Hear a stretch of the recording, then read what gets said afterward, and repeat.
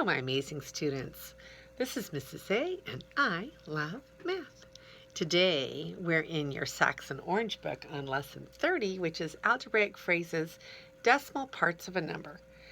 And so, we're talking about how to put words into a mathematical statement.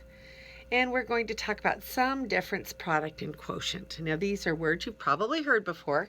The sum is when we take two numbers and add them together, or two quantities and add them together. The difference is when we subtract them. The product is when we multiply them together. And the quotient is when we divide them. So we're going to look in the book because I'm going to video the book. It's a lot easier than writing it on the board. Here we go. Okay, so here we are looking at the numbers. We're looking at this first portion here, the sum of a number and 7. So the sum means to add, and then of what, the sum of what, and then they're going to tell us what the two things are we're going to add. A number, which is n, and 7. So n plus 7. 7 less than a number. Anytime you have less than or greater than or more than, you're going to kind of do it backwards. It's going to be number n minus 7. N minus 7. The opposite of a number, decreased by 5. Decreased by denotes subtraction. The opposite of a number would be negative n minus 5. The sum of the opposite of a number and negative 5. The sum of the opposite of the number, so that's negative n plus a negative 5, or negative n minus 5. The product of twice a number and 8. So that's 8 times, because the product is times twice the number, or twice the number times 8.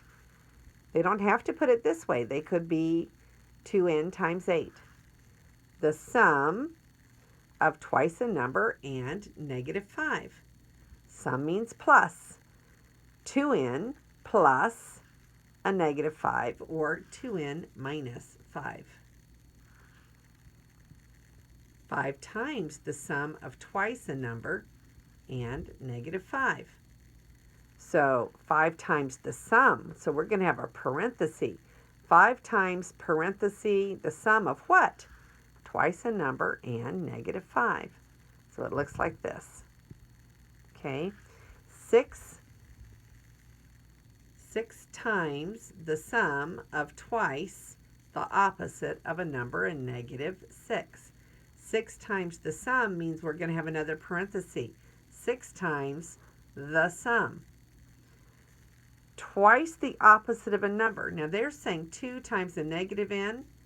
You could say negative 2n, because a positive times a negative is a negative. So you could have negative 2n minus 8. So this is correct, but it could be simplified even more. Okay, the product of 7 and the sum of a number and 10. 7 times n plus 10. The sum of 3 times a number and negative 4 multiplied by 5. Okay, so 5's on the outside. Sum of 3 times a number and negative 4. 3n minus 4. The sum of negative 10 and 6 times the opposite of a number. The sum of what? Negative 10 and 6 times the opposite of a number. You did not have to write it backwards like they did. You could have written negative 10 in the front and negative 6n in the back. It would have been just as correct. So take a look at all of those. You can see these are going to take a little bit of practice. Well, remember, in the last lesson, we talked about fractional parts of numbers, but now we're going to talk about decimal parts of a number. And we're going to do it exactly the same way, but now we're going to be using decimals instead of fractions. So instead of fractional number, we're going to put decimal number, just to remind us that our decimal number should be in a decimal and not a fraction. So we're going to write here, we're going to change the of to times. So we're going to say 0.32 of is times. Okay, now I'm just going to use the little x. What number? So we're just going to use, since it's what number in this one, what number is 24.32. So again, we're trying to get the number by itself. So don't we need to get rid of the 0.32? So we divide by 0.32. And over here, we must also divide by 0.32. Like my old teacher used to tell me, what's good for the goose is good for the gander. We must do the same thing to both sides. This will cancel out and be 1, and we're left with 1 times what number is what number. Now, this is what we're trying to find. And now we need to do this division. But remember, when we're dividing, we don't like to have a decimal in the divisor.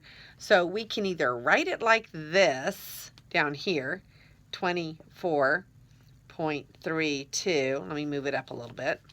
24.32 divided by 0.32, and then move the decimals, which would be 2 places right and 2 places right. Or we can move the decimals right here. We can move it 2 places right and 2 places right before we write it into the division problem. It really doesn't matter. So now our decimals are at the end of both of these.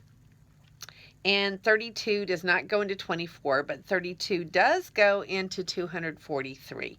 So we're going to, remember my decimal's way over here at the end now, okay? I moved this one over, and I moved this one over. My decimal's way over here. So 32 goes into 243. Let's see, maybe 3, I'm going to do my little guess. 3 goes into 24. 8 times, but the 3 here and the 3 there, that won't work. So let's just guess 7. It's a good guess.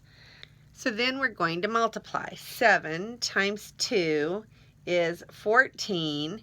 7 times 3 is 21, 22. And 3 minus 4 won't work, so we're going to make that a 13. 13 minus 4 is 9. 3 minus 2 is 1, and we bring down a 2. So 3 goes into 19. We're making our little guess. That would go 6 times. So let's go ahead and try that. 6 times 2 is 12. 6 times 3 is 18. Plus 1 is 19. So it comes out exactly evenly with a 0 remainder. So the answer is 76. So the number is 76 because we got rid of this. We had what number, and then we did this division and got 76.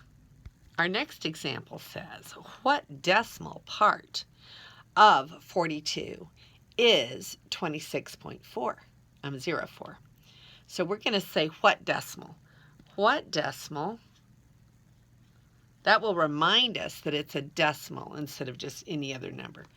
What decimal part of is times 42 is equal 26.04.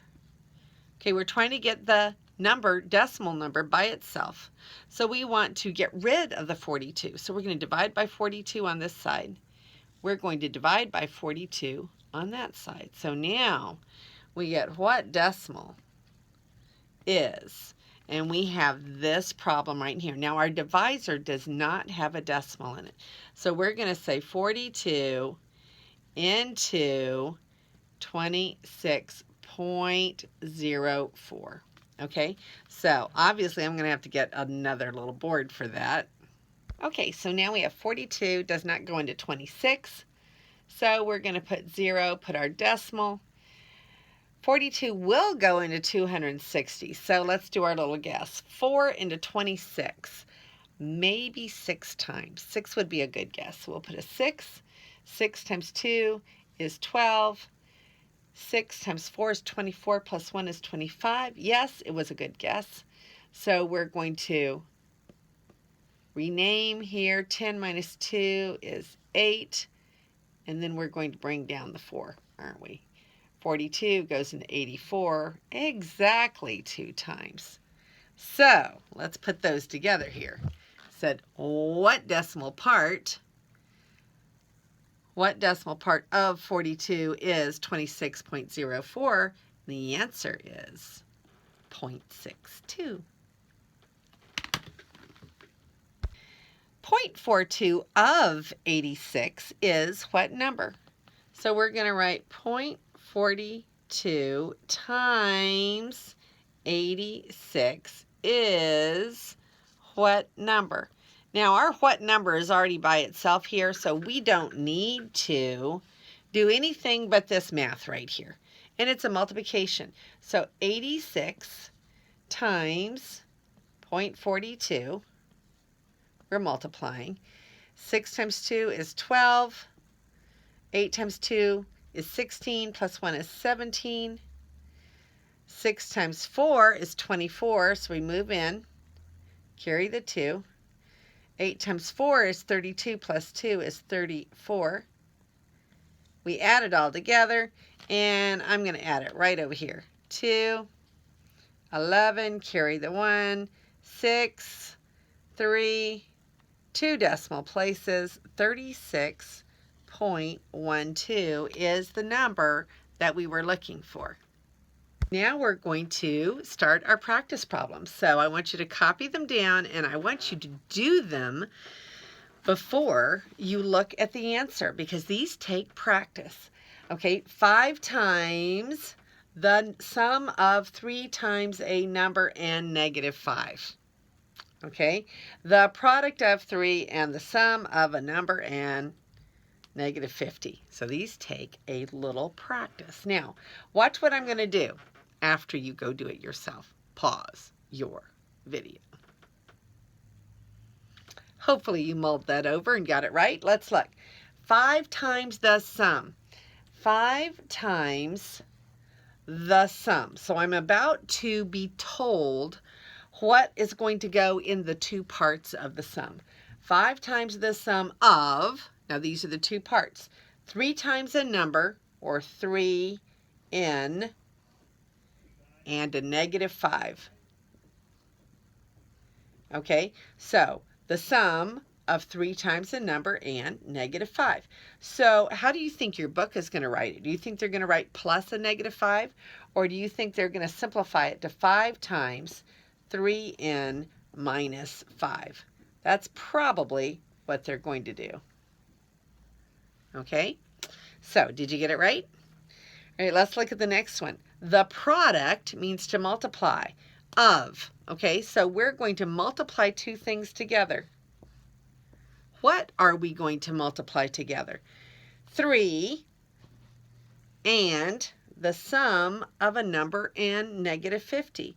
The sum of a number and negative 50. Okay, so we're going to simplify this to 3 times n minus 50. So this is going to be the correct answer for B. Here are 2 more practices for you to decipher.